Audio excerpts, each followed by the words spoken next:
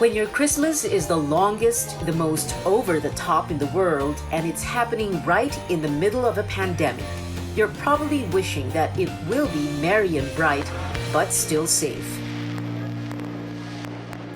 So how do we not cancel Christmas without risking being another statistic in the post-holiday COVID surge, when everything we used to do for the holidays, we've been told not to do? Yun lang po na kung mag-party kayo, dapat within the household lang. Huwag na muna tayo mag-imbita ng mga ibang kamag-anak. No get-togethers, no caroling, no karaoke. Walang kamag-anak sa virus. And that is the grim reality of a pandemic. Do we avoid upsetting those we love and show up? Or do we protect those we love and ourselves too and not show up? After all, the gift that keeps on giving is to keep everyone safe.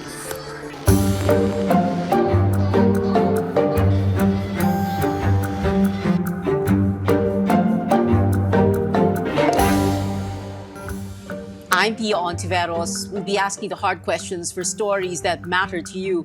Front and Center wants you to celebrate safely this Christmas. An appeal from health officials to keep COVID-19 numbers down by staying away from traditional holiday get-togethers. How staying apart keeps us together. We count the ways to celebrate creatively in the new normal, and the ties that bind Filipino families, especially at Christmas. Well, the coronavirus tally in the country is nearing 500,000. Experts warn more people may catch the virus if we insist on attending social gatherings this holiday season. Health Undersecretary Maria Rosario Vergere and safety reminders, that's front and center. Welcome to the show, Undersecretary Vergere. Let's listen first to the latest announcement from the Secretary General of the World Health Organization. As you prepare to celebrate over the coming weeks, please consider your plans carefully. If you live in an area with high transmission, please take every precaution to keep yourselves and others safe. That could be the best gift you could give, the gift of health, life, love, joy, and hope. Undersecretary Vergere, thank you very much for joining us in the show. This reminder from the WHO, isn't this the same message from the Department of Health? Why do you feel the need to keep repeating this? Meron po ba kayong nalalaman o nababalitaan na medyo matigas ang ulo? Or are you basing this on past Christmases na pre-pandemic, by the way? Yes, thank you. And hello to you, Pia, and the public. Yes, we had been observing that people right now are going out. Mobility is increasing because of these upcoming holidays. And also basing from the culture and the practices of Filipinos during this time of the year, that they go home to their provinces, they go home to meet their families, they have parties with their families. That's why our messaging is really the same as what Dr. Tedros from WHO is saying, that if we would want to see our families, maybe we can have alternative means of doing that by not, not having this going home to their provinces and having parties. Let us try to remain that the party will be within just one household. Let us have virtual parties so that we can see also our families who are far from our houses. Well, ma'am, 2 weeks ago, I spoke to the head of the Philippine Hospitals Association, and he said this. Walang kamag-anak sa virus.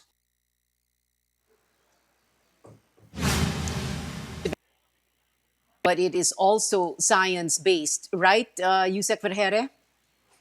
Yes, we very much agree to what Dr. Almoraz mentioned. Wala pong kamag-anak sa virus, wala pong kinikilala, walang sinisino. Meaning, everybody can get the virus. And even if you celebrate nga within the household, it might be that there is still that risk of having the infection, especially if one of the members of the family goes out to work or maybe went out to the grocery. So wala pong kamag-anak, walang sinisino, anybody can get this virus. So in other words, ma'am, tayo-tayo lang naman is no guarantee you won't catch the virus. Kahit mag-aama, mag-ina, magkapatid. The key here, ma'am, like you yourself said over and over again, is to party in and with your own household. That's right, no? Wala pong sinisino as I've said, no? So even though you say tayo-tayo lang naman 'yan, meron po tayong mga ibang kababayan na sasabihin, "O tayo naman, pamangkin mo naman ako, o kamag-anak naman kita, pinsan kita, magkakakilala tayo." Wala po tayong kasiguruhan. So we still advise against this kind of parties or celebrations. And as we have said, let us find alternative means of celebrating our Christmas with our families through these virtual platforms that we have currently. Last December 7, President Duterte also felt the need to step in and say this. I would be the last person to deprive you of your freedom to move around. But it is important that you should understand that what we are trying to protect, tiis na konti. So yung Sec Vergere, what we're doing here is preventive, no? Para bang ang iniisip po natin why throw caution to the wind? Why even tempt fate and expose yourself?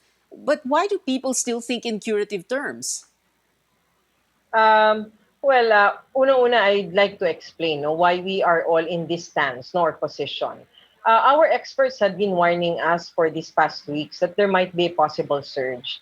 And actually, hindi na po posible kasi nakikita na po natin na tumataas na po yung mga kaso sa iba't ibang lugar dito sa ating country.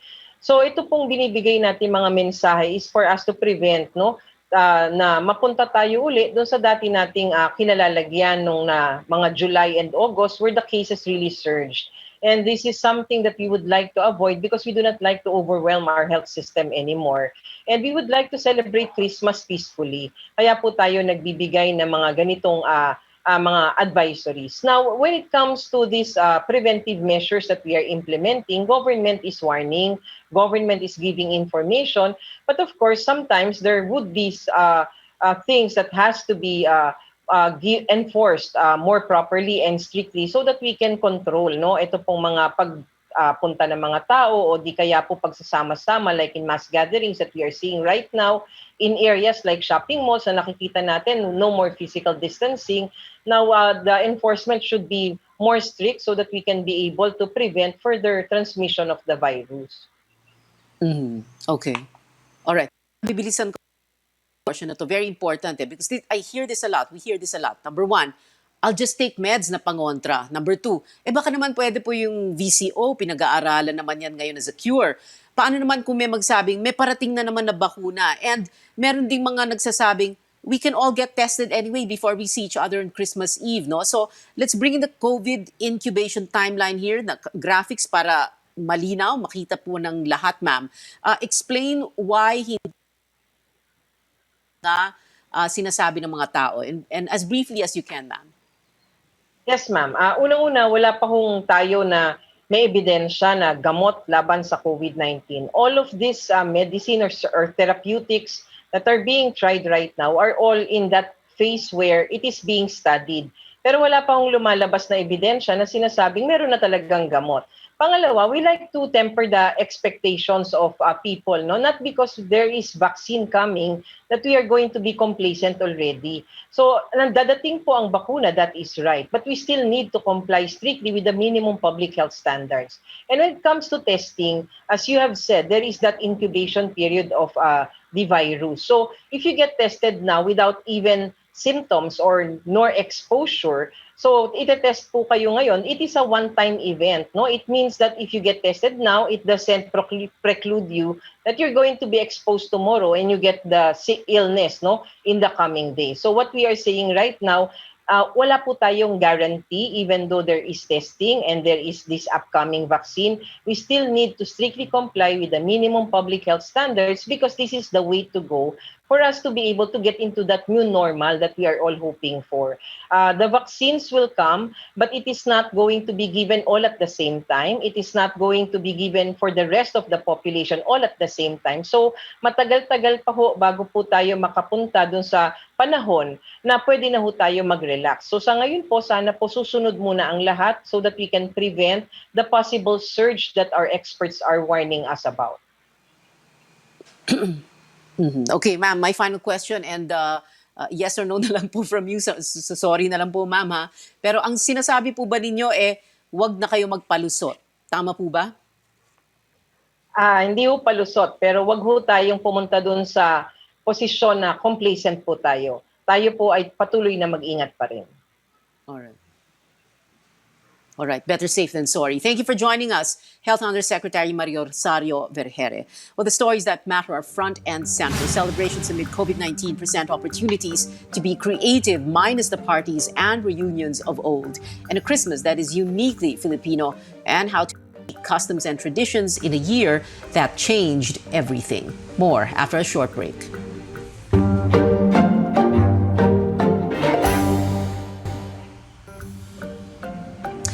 We keep the stories that matter front and center. I'm Pia Hontiveros. Welcome back to the program. How do we not cancel Christmas without risking safety, especially that of people who matter to us the most? 'Tis the season to be clever and playful to keep the Christmas spirit very much alive. Well, the medical community is banding together to help the government improve pandemic response. The Healthcare Professionals Alliance Against COVID-19, or HPAAC, is a coalition of over 170 medical groups. The group has issued what they call APAT DAPAT, a checklist of safety precautions for holiday celebrations. Front and center of this campaign is HPAAC's Dr. Anna Ong Lim, who is also Division Chief of the Infectious and Tropical Disease at the UP Department of Pediatrics. Dr. Anna Ong Lim, thank you very much for joining us on the show. Let's go through that checklist first, Doctora, and let's also check it twice. Can you go through that checklist, please? So we settled on the mnemonic APAT DAPAT because we felt it was very easy to remember. No, APAT meaning A for air circulation, P for physical distancing, A for always wear your mask and shield, and T, take note of the time, no, kung pwedeng 30 minutes or less. And this recognizes all these important elements that come together. The more the better, so that you can prevent being infected from the virus. Yes, just a clarification, Dr. Ana, no, yung air circulation, because minsan may nagsasabing, ay okay lang yon, mag-party tayo, buksan lang natin ang mga bintana at maglagay tayo ng ventilador. So the concept of APAT DAPAT is actually based on data that tells us that if you put in more of these elements, the chances of decreasing infection becomes greater. So, tama, no? Tama yung sinasabi nung gagamit ka ng ventilador, bubuksan mo yung bintana. Pero kung hinubad mo yung mask at shield mo, kung kayo naman ay hindi nag-physical distancing, and if you stayed together significantly longer, then the advantages of air circulation are going to be outweighed by all these other elements that you chose not to follow. So the point of APAT DAPAT is you want to comply with 4, and the minimum is 3. And below that, parang siguro think twice, think thrice about continuing that activity. Mm-hmm. Earlier, Dr. Anna Ong Lim, I asked Undersecretary Vergere about this. Itong tayo-tayo lang naman philosophy, no? At digtikin pa natin ito paulit-ulit. Is that safe or will you be sorry? Siguro, Pia, let me draw an example from what healthcare workers do. No? I'm sure nabalitaan na ng ating public, yung mga healthcare workers, ayaw yan magsiuwi di ba? Kasi natatakot sila na pwedeng meron silang daladalang sakit, wala pa silang nararamdaman, they go home and they infect their loved ones. So if this is the behavior of a healthcare worker who understands how the disease is being transmitted, no? Ikaw na nag-iingat, balot ka na nga, naka-level 4 PPE ka, takot ka pang umuwi. Paano pa kaya siguro yung common public or ordinary people na talagang umiikot tayo kasi nagtatrabaho na tayo ngayon, nagko-commute tayo, hindi natin kayang sabihin tayo-tayo lang yan kasi kung ako, may pinuntahan ako, may nakasama ako. And so the bubble that you're showing now on the screen is precisely much, much bigger than what we think we are interacting with. Mm-hmm. 2 weeks ago, I spoke to the president of the Philippine Hospitals Association, and he said, and I quote, "Walang kamag-anak ang virus." No, I wanted to ask you to explain in very plain, simple, scientific language what we risk. But listening to your answer just moments ago, that is a good explanation, right, ma'am? Para maintindihan po ng viewers natin lahat, yung walang kamag-anak ang virus. That's right, no? So siguro that's coming from the concept na kung magkakamag-anak tayo, siguro naman mag-iingat tayo, hindi natin sasadyaing i-expose yung ating mga mahal sa buhay to any danger. But unfortunately, we as individuals, we don't exist in a bubble. Mabuti sana kung kaya nating maglalabas na naka-space suit tayo, wala tayong interaction with anybody else, but that's not impossible. I mean, that's not possible, no? So we go out, we meet people, we bring whatever it is home, we inadvertently infect other people, and even if nasa isip ko, mag-iingat ako, hindi kasi talaga kaya yung 100% na pag-iingat. So we want to minimize the risk for the people that we love. A lot of people will say, for example, ang lungkot naman ng Pasko, or magpapatest naman ako bago tayo mag-party, or ang corny mo naman, no? What's a very good reply or a response to something like that? Because after all, yung Filipino mindset kasi para bang curative no? Hindi preventive. Paano po yun, Doktora Ana? Alam mo, Pia, parang ang dami nag-share ng memes ngayon, no, sa social media na yung parang one of the best gifts you can give is to make sure na hindi ka manghawa, or parang something to the effect na konting tiis ngayon para next year may Pasko pa rin tayo. No, so, pwede naman natin sigurong i-share yon dun sa humaharap sa atin at medyo kinakantsawan tayo, sabihin na, naku, ang KJ mo naman or napaka-corny mo naman, hindi ka man lang you're not willing to celebrate Christmas with me. But the reality is there, the danger is there, no? And unfortunately, siguro kung ikaw ay younger individual, you're well, you don't have any illnesses, kaya mo lampasan, no? But there are people who don't have risk factors, who have died. There are the elderly, no? The elderly are really kawawang-kawawa. They're the ones who are so isolated. We want to reach out to them, but they're also the most at risk. Thank you very much, Dr. Ana Ong Lim, for guesting on the show, and also for giving us those very, very wise words. Like you say, the best gift this Christmas, the gift that keeps on giving, is the gift of health and keeping everyone safe. Thank you very much, Dr. Ana Ong Lim. The stories that matter are front and center. It's still going to be a silent and holy night, but in a very odd sort of way, especially in this country where Christmas comes way too early and is always noisy, rowdy, and over the top. Keep it here on CNN Philippines News you can trust.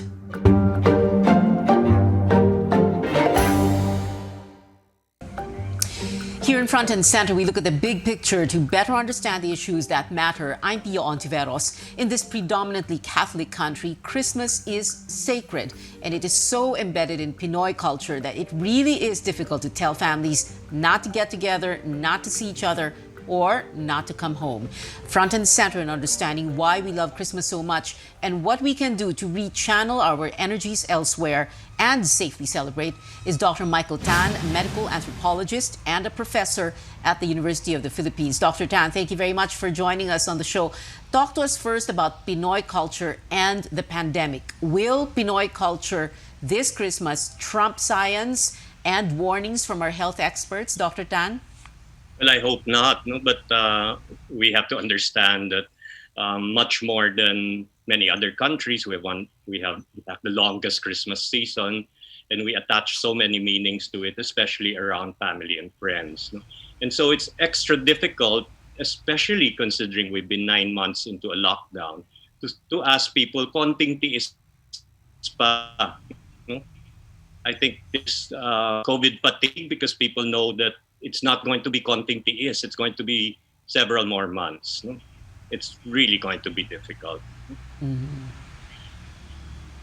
Yeah, really going to be difficult because especially people were hoping that we would have a normal Christmas, whatever that means. But Dr. Tan, paano po kung meron kasing mga napepwersahan or pepwersahan, hindi ba, ng kamag-anak na, no, we should see each other, whatever. How can you handle the pressure? Ano yung magandang mga sagot sa ganon? I mean, of course, if you don't want to risk things. Well, we have to appeal precisely to our concepts of the close family. We have to appeal and point out that, are we going to throw everything out, 9 months of sacrifice, and then just because we want to be happy this Christmas in terms of being with our loved ones, especially the ones we haven't seen, yet risking infections? In the long run, ang laki ang mawawala if people would only realize that. No? And especially to think of the ones who are vulnerable, mga lolo at lola. No? We just cannot afford to take chances. We have to point that out. No? And that the risks are really great. No? If you look at the United States and every other country, even in China, everyone's bracing for a bleak winter precisely because of this fear of a surge in infection, simply because people want to be with their loved ones. But might end up killing them.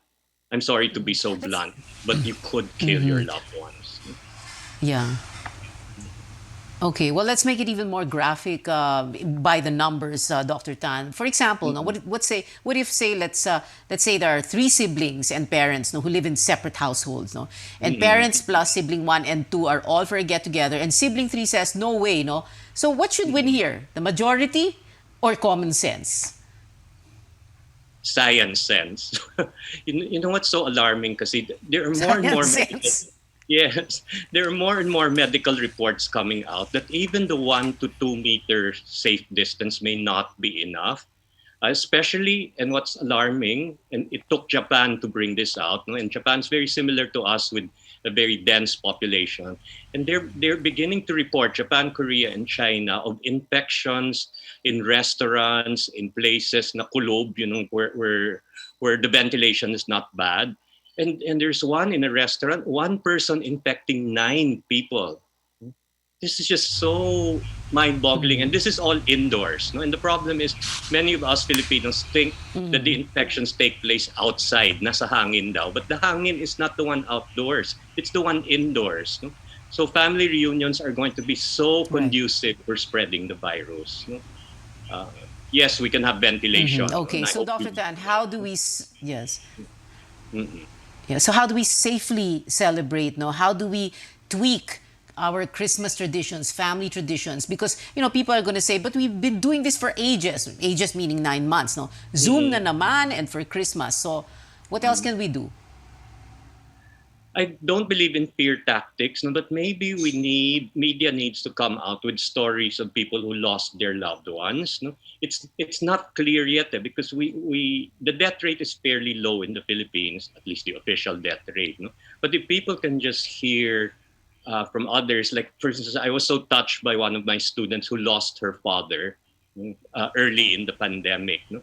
And these are things, once the person is in critical care, you cannot even visit them. And then the father dies, and they never got to see him again. And the sorrow there, dala-dala pa rin niya. I know this student of mine will be willing to talk to media about this. And maybe people hear and see what is at stake, they will be more careful. I hope.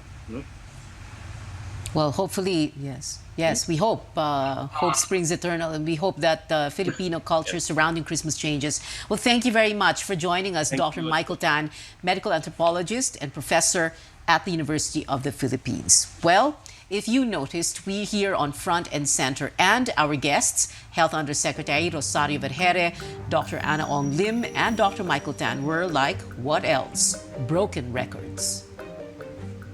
It's as simple as this. Show up for a gathering for the sake of our holiday traditions and to spare someone's feelings, or do you keep it simple to keep the ones you love safe? It is, after all, a pandemic. Better safe than sorry. We can't say that enough. And if you're thinking, oh, we're going to get tested before the party, or a vaccine is coming, or we can drink meds to fight it off, or tayo-tayo lang naman, or ang lungkot naman, or ang corny mo naman. We can go on and on. Don't even think about it. You can be naughty or nice. This is Front and Center. I'm Pia Hontiveros. Thanks for joining us.